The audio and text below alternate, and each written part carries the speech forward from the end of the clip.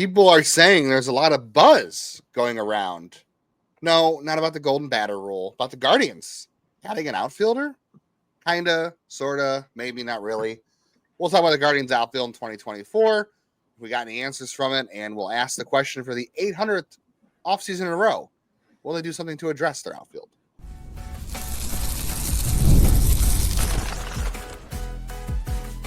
You are Locked On Guardians, your daily podcast on the Cleveland Guardians.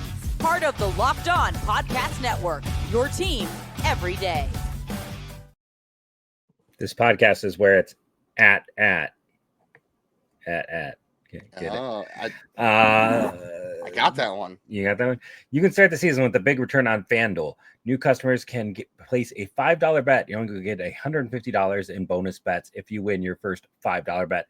Visit FanDuel.com to get started today. People like the Christmas reference. Figured I'd have some fun with it.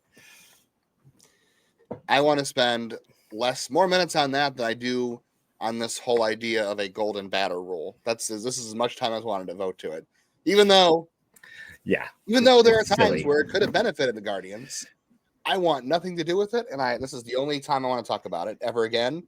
I never want to mention it ever again. Yeah,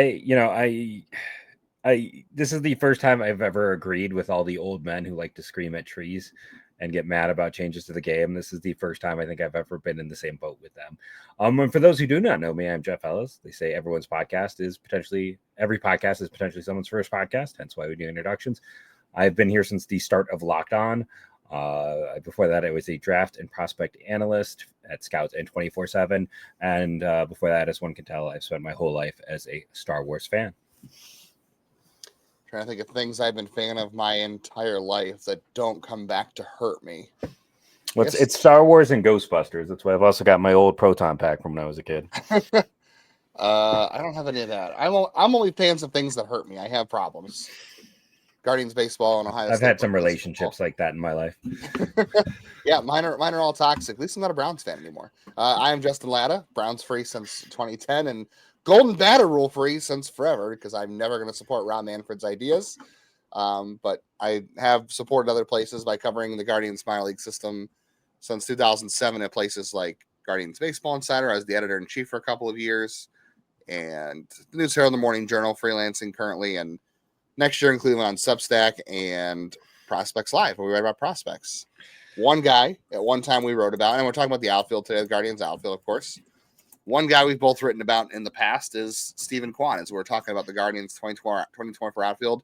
We're going to talk about some things we learned about the outfield in 2024, but we're also going to look ahead to 2025 and how on earth they're going to solve their outfield problems, if they're going to solve the outfield problems. And we referenced in the cold open that there was some buzz, and there was a Ken Rosenthal article talking about what he's quote unquote hearing, and he sort of vaguely, very, very remotely mentioned nothing to it. Yeah, like it was the bare. If you're not an Athletic subscriber, the bare minimum of a mention at the end. If you subscribe to read that, you would be so pissed. I would be so mad. Nothing against Ken. I do think Ken. No, I like Ken. I read all of his articles, but if you subscribed as a Guardians fan, you'd be like, "Oh, what's happening?"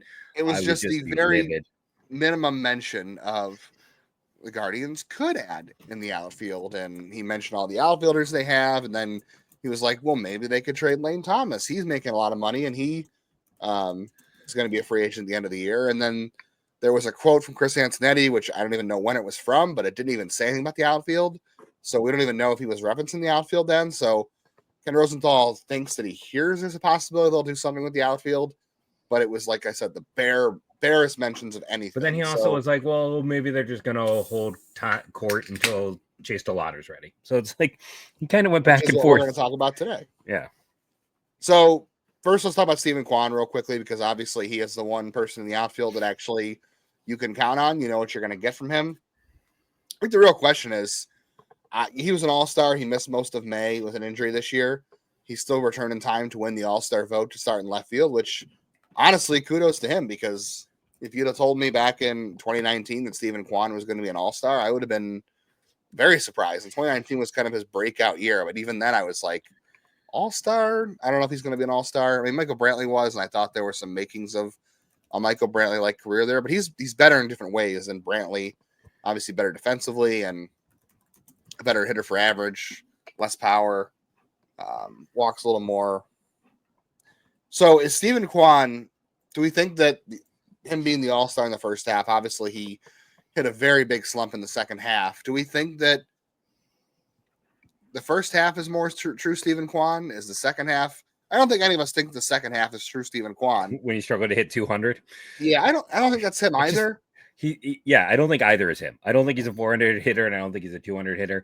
I think, unfortunately, when you're a high contact guy, you have high variables, like we talked about all year, and we saw that with him. But I mean, I also don't think his rookie year was quite the tale. I don't think. I think he's like a 115 hitter. Like, he's a guy who's an well above league average hitter. Is he a star? Is he an all-star? I mean, if you're counting defense, yes, but typically all-star is more about offense than defense. Let's be honest. It's like, is he a top 10 outfielder? If we count all facets of the game, I think he is. But offensively, he's more of a tier 2 type of guy. He'd be better off if he was your center fielder and he was playing that level of defense. Yeah, I mean, if he was a center fielder and played his level of defense and did his offensive production, he'd be a top 3 center fielder in baseball for my money. Would, because that's a bad position right now. In his level of defense in left is it would make him the best defensive. He's the best defensive left fielder in baseball, and it's not even close, in my opinion. So if he could do that in center field, I mean, he might be the best center fielder in baseball because, as you said, it's not a great position, and how valuable defense is there. Yeah. And let's be honest, like when he played it in the minors, he was okay. Like you can put him there, and I think he'd be fine. I don't think they'll ever do it for two big reasons. Health. One, health actually wasn't one. One, you're taking him from being like the best to mid, like that's a drop off. And the other, honestly, is money. Let's be honest. If he is Steven Kwan center fielder, he gets significantly more in arbitration than Steven Kwan left fielder. That's just the way position will go. That would be, I guarantee, over the course of arbitration, I would bet somewhere between $5 to $10 million difference if he was a center fielder instead of a left fielder. Yeah, and I don't know that he's a Gold Glover in center. We don't know for he's sure. Not. I mean, so that would not necessarily raise his arbitration level that much. Position is a huge shift. That's why guys argue not to be DH or closer instead of reliever. Right. Position is one of those things that really shifts that overall. It does. So Steven Kwan's 2 or 3 years, though. He is over a 4-win player. He was a 4.7 win player, according to Fangraphs, his rookie year. 3.2 second year in 2023. And then this year, like more than half of that is defense, though, right? I mean, he had a 131 WRC plus this year, and he had a 125 his rookie year. So he kind of held his rookie year stuff this year. He had a 323 BABIP his rookie year. This year was 304. It's just so hard because this year was such a story of inconsistency. It was, and when he came back in the playoffs, he looked good in the playoffs. He was more of the 2022 version where it was mostly singles and walks. Like he was not really hitting home runs. The first half was him kind of adding more power. And then in the second half, teams stopped throwing him inside and they were throwing him stuff away and he was having a hard time. And he couldn't adjust. He just wouldn't stop popping it up to left field. A lot of lazy fly balls. So he kind of went back to being the guy who hits the ball the other way for singles in the playoffs, which is maybe who they need to be. Maybe they don't need it'd be great if Kwan was a 15-15 guy, but maybe they need a guy who's 10-20, and gets on base at a high clip. And that's what he ultimately ended up doing, even though he had a rough second half and he obviously was better in the playoffs for them. So I don't know that he'll repeat his all-star performance next year, but I still think he'll be a 4-win player due to defense. Yeah. And I still think he'll be like a 120, 125 WRC plus guy. I think he's going to get on base enough. He's going to get enough hits. And he's going to carry a decent BABIP just because he's so good at squaring the ball up in other ways. The other question about Steven Kwan is, have we decided, I know we've talked about this before, but is it too late for an extension? Is the time passed? Because I'm looking at comps here and I can only see one comp that makes sense. And I don't think he would accept it at this point. No. Not a lot of left fielders, by the way, have signed extensions in their ARB years. It's a lot of pre-ARB deals. The problem with Kwan is he's coming up to ARB this offseason, so that makes me think for sure he's out of question. Alex Gordon at age 27 signed a 4-year, $37.5 million extension. That's what Steven Yeah, Kwan. and He's Gordon was 27, weird because he was like a failed prospect who figured it out. Like we talked about development not being but he was linear. all defense. He was defense first. Like he was But he was a third baseman. Like it wasn't until he moved to left right. field and but he was like a top 5 pick who like honestly failed. He did. Before it took him a while to figure out. I think the ship sailed on Kwan after he finished, top 3 for rookie of the year. Like his comments after that offseason were, the infamous video that leaked with him talking about the offers and the discussions. Like, I think kind of in some of the things that have leaked out at points since then, I just think he is going to bet on himself. And I think, let's be honest, he was like a 5th, 6th round pick. He didn't get a lot of money. He's always made decent money in the minors because, thanks to that new pool that they get of money that doesn't cost, like he has gotten, I think it's, 7 figures every year because he's been at the higher end of that pool of money that all the Major League Baseball teams pay into. That then players get awarded extra arbitration money due to performance. He's projected to get 4.3 in arbitration this year. And then, he's gotten like $1 million, I think, each year from that bonus pool as well in the past. So he's actually made a decent amount. But I think he is, he is very confident in himself, which, I mean, he probably should be. And I think he feels confident. He doesn't need to sign that extension. He doesn't need to, he's going to be able to perform. He's going to be able to get to free agency. He's going to earn a contract. I don't think he's looking to take any hometown discounts. So you don't think he would take 4 years, $37.5 million from the Guardians at this point? And Gordon was 27 at that point. That's why I bring it up. Randall Grichuk, a little bit of a different player, but he was 27. He got $552 from the Blue Jays. The other thing that gets you money in arbitration, it's home runs and strikeouts or saves. It's positional value, and 3 is hardware. He's going to have 3 gold gloves at the end of this. He's got 3 gold gloves and an all-star appearance. Like his arbitration values are going to skyrocket. His could double next year, and then it could get bigger after that. It's like he is probably going to earn 8 and then 12. Like he's going to make more than Naylor has made on his. Like, I don't think there's a way for them to give him, because the idea for the Guardians when they sign these extensions are, let's pay him more than he get in arbitration now, and then we buy free agency a year or 2 out in the back end. Well, now you're at the point where you probably aren't going to outspend arbitration. So he has no reason to give up the money early through arbitration, and no reason to give up free agency at the end. So I think Steven Kwan, that the time has passed for him to get an extension for Cleveland. And I don't know if there ever was a time. It feels like he was very. It was after his rookie year. It was. I think even I think there were some talks, but I think they were very, very far apart, and that was the end of it. I agree. Well, we got to talk about Lane Thomas. Was that trade worth it? We got to talk about. Yes. Did we get it? Yeah. Simple answer: yes. Did we get answers on Tyler Freeman, Will Brennan? What do we make of Jhonkensy Noel, Angel Martinez, Johnathan Rodriguez? And are the Guardians going to do anything in the free agent market or trade market for an outfielder this offseason? We'll get to all that on the rest of today's show. Let's talk about, as I always say, our good friends at FanDuel. Why are they good friends? They've been with us. They have stayed with us.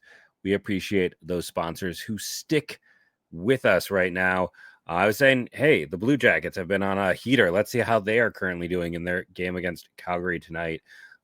They've been a team that you maybe want to pay attention to with your betting lines because it has gone well. It's currently tied at 0. They're trying to, I think that'd be 6 straight games with a point if they get a point in this one. So Blue Jackets, that is who I'm telling you to pay attention to. And get ready to tackle the NFL action with FanDuel, America's #1 sportsbook, because right now new customers can bet $5 and get $150 in bonus bets if you win. The FanDuel Sportsbook app gives you everything you need to place live bets on the NFL all in one place. So you can get a hunch in the middle of the game. You can check out the latest stats, view live play-by-play, and so much more on the same page where you place your bets. Just visit FanDuel.com to join today. And we'll get started with $150 in bonus bets if you win your first $5 bet. That's FanDuel.com. Never waste a hunch. Make every moment more with FanDuel, an official sportsbook partner of the NFL. So, yes, we can move on and say the Lane Thomas trade was worth it. You don't have to spend a whole lot of time. Is there anyone doubt? Yeah, and I'll say this. Off air, we were talking about that trade. I understand why the natural thing is to talk about, Ken is not the only person who's brought up the idea. I know MLB trade rumors did as well, just because he's a free agent to be. And it's like this team traditionally trades them, and he plays for the Guardians. And I think Lane Thomas is safely here. Like that trade worked out. And honestly, it's like we got very excited about Alphonse and Rosario. Alex Clemmie is the pitching version of him, and that's who they trade away. And then the other two pieces they traded away would not have. I had my overrated prospects list. Not only would those two guys not have made my top 30 prospects, they would have been below everyone I talked about from that overrated list. Like Ramirez is really interesting, and it could come back to haunt him.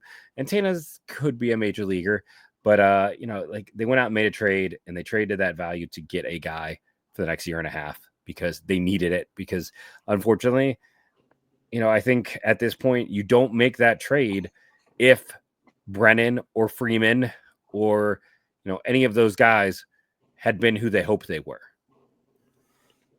Yeah, for all those three, they're about low 20s for me in my prospect rankings, I would say at this point, if not pushing into the high 30s, especially Tana.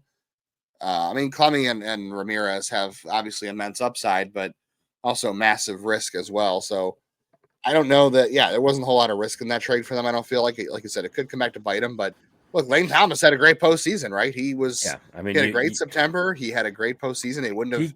He helped carry them to the postseason. Yeah, they wouldn't have got the bye without him. I don't think they get past Detroit without him. No matter what happens, you can't be ticked about that deal. No. Over under in 2025, 400 plate appearances for Lane Thomas for the Guardians.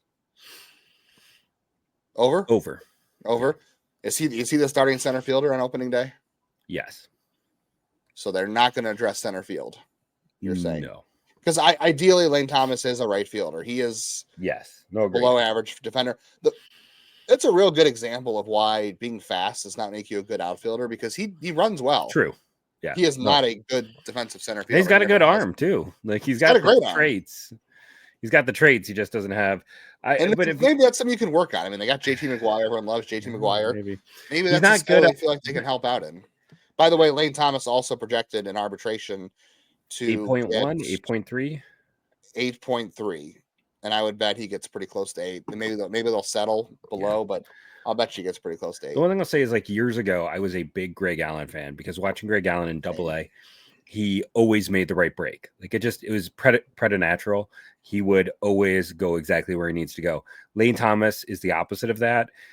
And we tend to, and I've had some questions about this on the show, one of the solo shows, where it's he looks good out there. It's it's not that the thing with a guy like Lane Thomas and outfielders in general is it's sometimes hard to really evaluate them because it's not necessarily about the balls that they are near. It's the balls that they should be nearer to and the plays that they should be getting to that, thanks to outs above average, we can figure out a lot better now than we ever could before. So it's more about the lack of range. He just doesn't make good breaks. He doesn't come in well or go back well. He is not a guy who adjusts quickly in spite of it takes him a little bit to get up to his speed. So I get it. Not to bury him. I think I'm fine with him as one of the starters.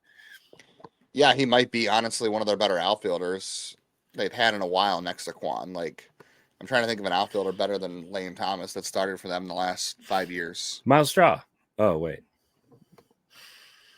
Yeah. Will Brennan. Speaking of Will Brennan, do we feel like I do? Do we feel like going into 2025 that we've seen enough of Tyler Freeman now because we're counting him as an outfielder? He played mostly outfield. Yeah. Have we seen enough of Tyler Freeman and Will Brennan to know that they're not full-time players? They're not part-time players. They're kind of like fifth, fourth outfielders. I don't even know if Will Brennan's they're quad A's. They're quad A's. Yeah. They're going to play well at AAA, but they just Will Brennan's going to be 27 before the season starts. He's got 853 career plate appearances, and usually about 1,000 you kind of know. I don't know if 200 more plate appearances is going to convince me unless he is a completely different player. And again, card-carrying member of the Will Brennan fan club here. I thought for sure he was going to be an answer. If you would have told me who was going to have the better career between Will Brennan and Steven Kwan, I might have said Will Brennan at one time, but that's no longer the case. Tyler Freeman, I I was high on him at one point because I thought he'd be a good hitter, but not a guy who hits the ball in the air enough, not enough impact with the baseball, and just never been any consistency with the bat. And he doesn't really have a defensive home. Like, he's okay as a center fielder. Yeah. He really fits it well as a utility guy who can play. He can play some second. He can play some short. He can play some center field. Like, that's a nice role for him, but he's not a starter. Yeah. It's like the plus version of both of them, honestly, is Jake McCarthy with Arizona, where the reason that dude can be a starter is because he's a top 5 defensive center fielder. He is maybe the fastest guy in baseball, and then he has some of the same offensive issues, but it works when you have, that level of. Which is why they gave that minor mile straw, but then he. Yeah. Well, he was one of the worst players in baseball. and that's what you're hoping for. It's like, I mean, McCarthy is an interesting one if you go look at his Savant page, because it's like he produced such a surplus of value in every way.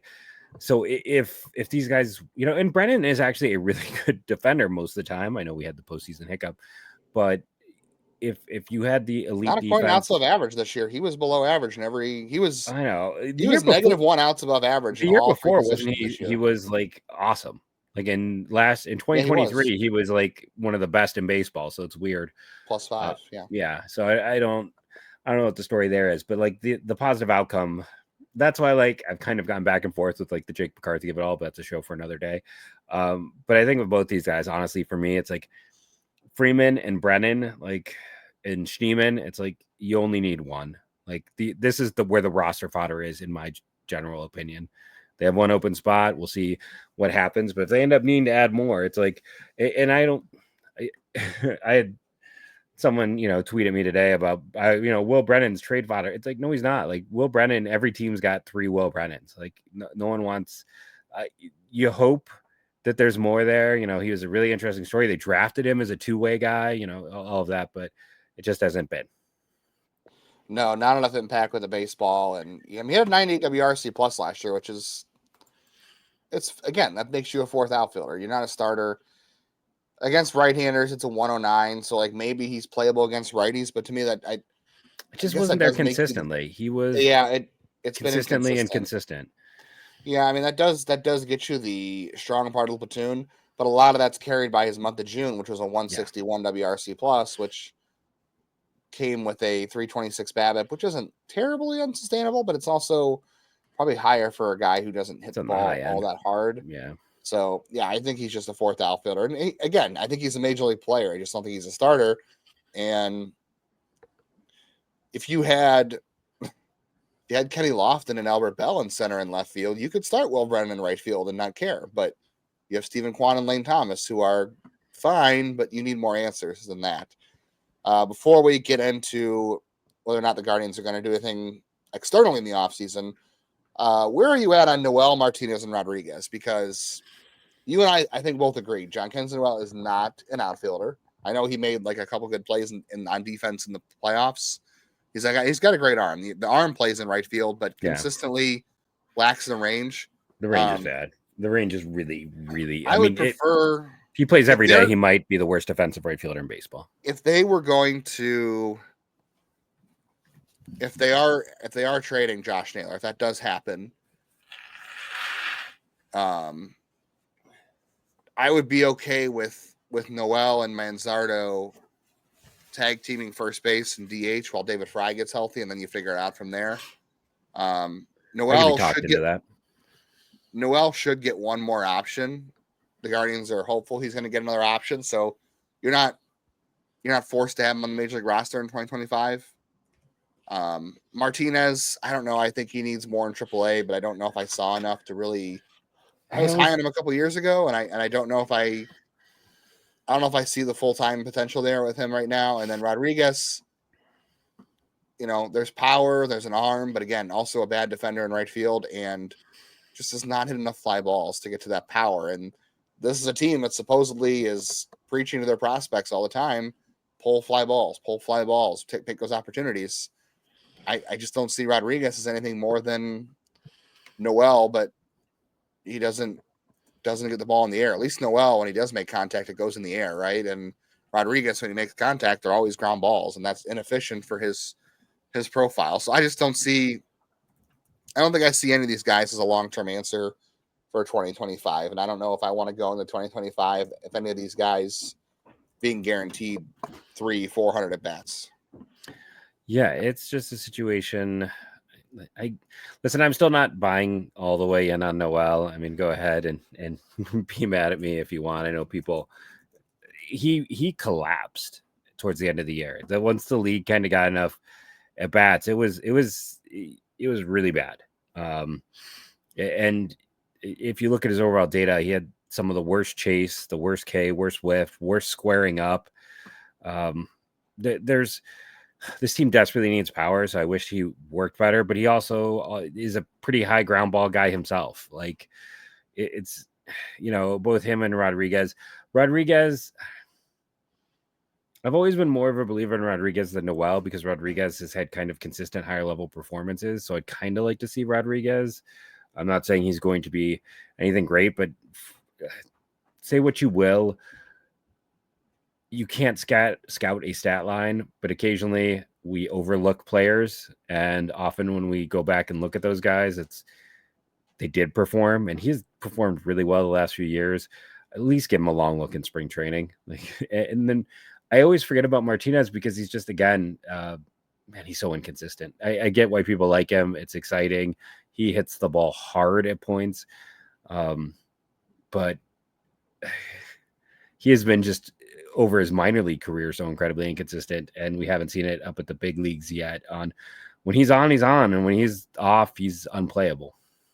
He's somebody I would try to cash in on for a trade. If you can find someone who likes the skill set and likes the tools and likes the upside, I would cash in on him in a trade because I just don't know if I see. Especially if there's a team that needs like a second baseman, third baseman, because I think his ability as an infielder is worth. Yeah, like he's a little bit better than Freeman because he's a switch hitter and he can play the infield and he has some power, a little more athleticism. He runs better.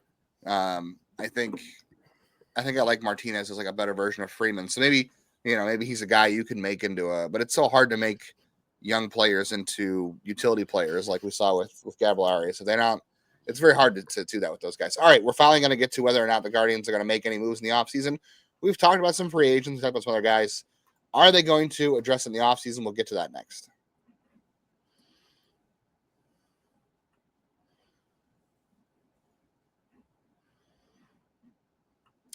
All right, Jeff. Are the Guardians for the 20th season in a row, offseason in a row, are they going to do something about the outfield? Is it going to be trade, free agent, or are they going to say, let's just hope that Chase DeLauter is healthy and he makes his way to the majors when? I hope more likely here that, and I hope this year with an incredibly busy schedule and no time to exercise, I'm going to drop 15 pounds at Christmas. And it has the same likelihood of a healthy DeLauter season because neither have ever happened.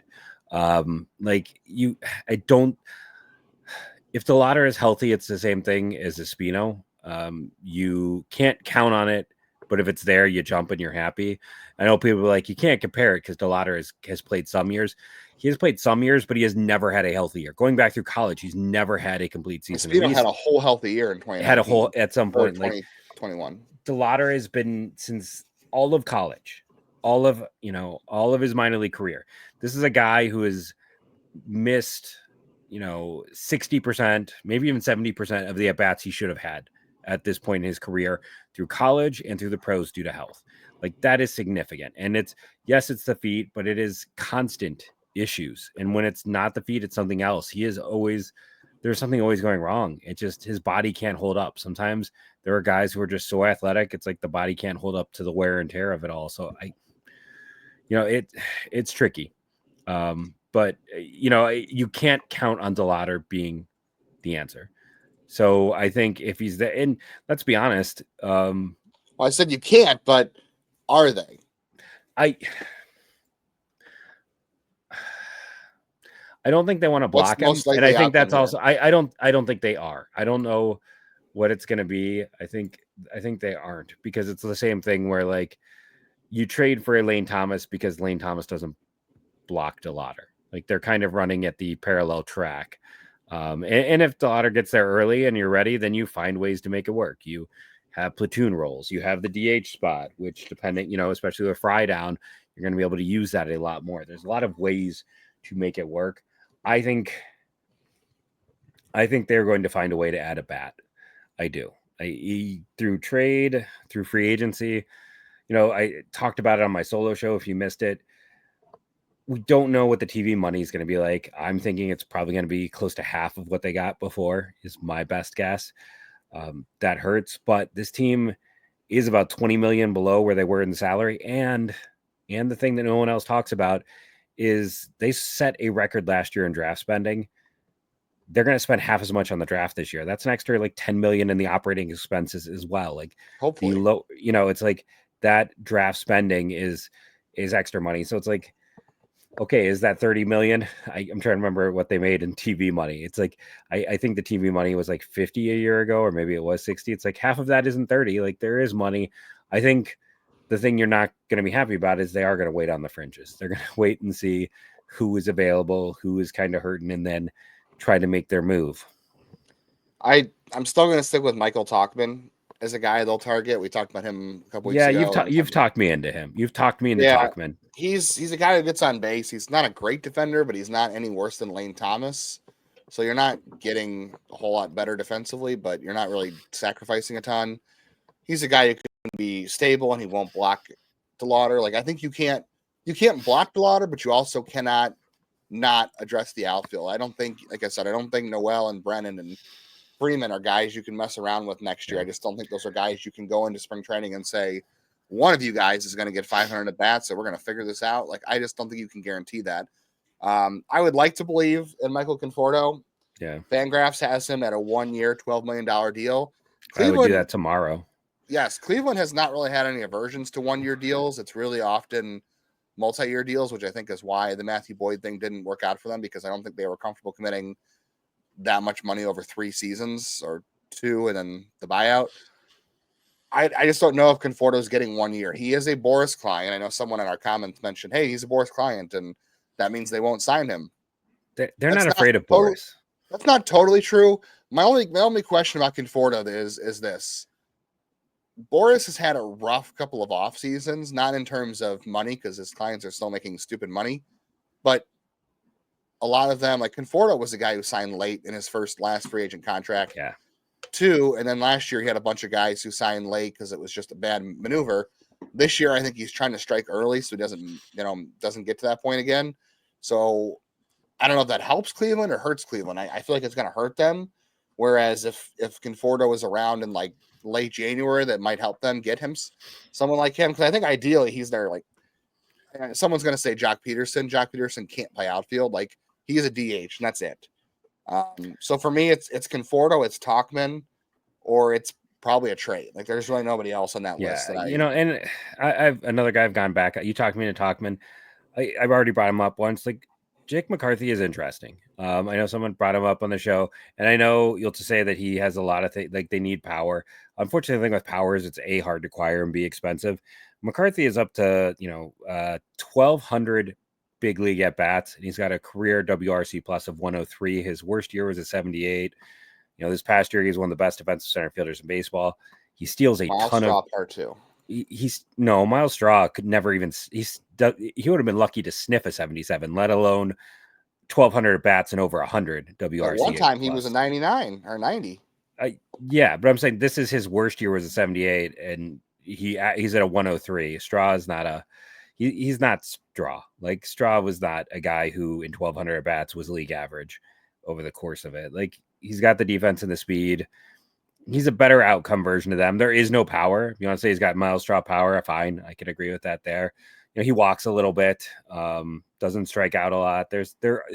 He's souped up Miles Straw, I think one would say. He's a Honda Accord that. Yeah, it's 1,200 plate appearances is a lot. You said, we know it about 1,000, and at 1,200, he's been league average. The defense was not stellar until this year, so that's what's an interesting change. I've talked about some other targets on the show, but he is a guy that people have asked about, and I think, McCarthy is another player that is kind of interesting to look at. I think, Tampa and Miami Miami just doesn't have any hitters. Tampa, there's always a few guys just because Tampa is in an absolute mess of a situation right now. It's always We'll could be a pick on few them names tomorrow. to talk about. Well, We'll yeah, pick on them tomorrow. Some foreshadowing. Let's give 60 seconds here, each of us, at the end of the show to talk about outfield prospects. Chase DeLauter, always hurt. George Valera was Chase DeLauter before Chase DeLauter. Is he even a prospect anymore? Nobody wanted him. Yeah, no, but nobody wanted him. Yeah, it was his best bet. Unfortunately, I am lower on Alfonso Rosario than I was when they first acquired him because his swing is very grooved, doesn't move a lot. Like, he does not adjust it in the zone, so he's susceptible to chasing or to not hitting anything that's not. There's a little Daniel Johnson to him. Yeah, it's a little concerning there. Jason Chourio, do you have to? Is that a guy? There's no such thing as untouchable prospect, right? Obviously, is he a guy that you would look to trade this offseason, or because? No, I have him higher than DeLauter on my list. Okay. The Guardians really like him, by the way. I will tell you that. The Guardians really like Jason Chourio. I have him. I keep going back and forth on having him third or fourth. Of course, they're going to say that because they want anybody to say they're. It's good for them to hear that. Hey, I don't know. I think he's a no doubt center fielder who does everything, and that's why he's very high. You love younger brothers, and I do. I love the younger brothers. I'm not going to phrase that to get myself in trouble. And here's the thing, like. Oh, my favorite line there. The stinky thing about Kwan in left field is kind of normally a dump position for teams. Like, that's where Juan Brito would be perfect. Where you try to hide the deficiency. But because you have Kwan there, you don't have that ability. So I look around. I don't see as much. I'll say this, though. I do think that's where Travis Bazzana ends up. That's another question I was going to ask as we get out of here. Travis Bazzana. More games at second base in 2025 or more games in the outfield in 2025? More games in the outfield. I think I agree with you on that. I think Bazzana will play. I'm going to say it's even. Yeah, I'll go with you. Fair enough. Yeah, I think he'll play even for comfort. Both, but I do think it won't be a surprise team in the outfield. Juan Brito is going to keep playing all over. They put Petey Halper on the 40-man roster. We touched on that. Neither one of us saw that coming, and yeah, I don't know. And maybe they think he's Jake McCarthy. Yeah, I could see that. He might have more power than Jake McCarthy, believe it or not. Yeah. He does have some pop. The other question, I know someone's going to bring it up. I know Dave loves CJ Kafis. CJ Kafis is a first baseman who can play outfield, but he's not an outfielder. And he was also someone I would trade this offseason if it got you a starting pitcher or someone who can start this year in the outfield. I don't have a lot of outfielders in my top 30. I just don't. It's I got to be honest. And then Velasquez could play some more outfield next year. I wouldn't be surprised. Yeah. But it's pretty much Chourio. That's it. He is the only outfielder. It's not a him and DeLauter. DeLauter has to be the right. Yeah, I mean. Yeah. So, but it's like, everyone else. It's kind of like, oh, maybe here, maybe there, maybe anywhere. It's just not a position. Depends on where you think Luis Morejo ends up, and I keep thinking first base, but that's just me. But Morejo is we're big fans, both of us. That would be one that hurt. He's played some outfield. Yeah. Yeah. All right, tomorrow's show, Jeff and I are going to pick on the state of Florida. It's the Florida Man episode. Yeah, we think that Miami and Tampa Bay might be some areas of interest for Cleveland this offseason. So we're going to talk trades with Tampa and Miami specifically. But if you've got any trade ideas you want to hit us with, whether it's flipping prospects from Cleveland, whether it's trading, whoever from the Guardians, Josh Naylor, but whoever, it could be whoever, or if you got a player in mind you'd like to submit a trade proposal for, or you'd like to see us just kind of see what it's going to take to get him, feel free to leave it in the comments. Feel free to hit us on Blue Sky. You can do it on Twitter. Of course, none of this is going to matter because they're clearly that team offering over $600 million for Juan Soto, right? That's clearly how this is going to work, right? That's how there is going to be a player named Juan on the Guardians 40-man roster next year. Who will it be? It's Juan Soto. That's the way it's going to work. Obviously, they're going to trade Juan Brito to make room for Juan Soto. Obviously, and then they're going to, there can only be one. There can only be one. There can only be one. Stick around for more trade talk Thursday coming tomorrow. Yep. Shout out to our everydayers. I wrote them down. Findle70, Cameron 3753, Carl Leister. Sorry, I probably got your name wrong. And Robert Gross. Keeping it on the Christmas theme. We said favorite Christmas movie. What is your least favorite thing about Christmas? Movie, song for my wife. It's Last Christmas. She hates that. So what is your least favorite thing? Elf. Christmas related. Elf. Ooh, Justin coming in hot and controversial here at the end. Unpopular opinion. I do not like Elf. I would have thought it would have been eggnog. Two Will Ferrell movies I like: Anchorman and Talladega Nights. Everything else, I know you just got yourself canceled.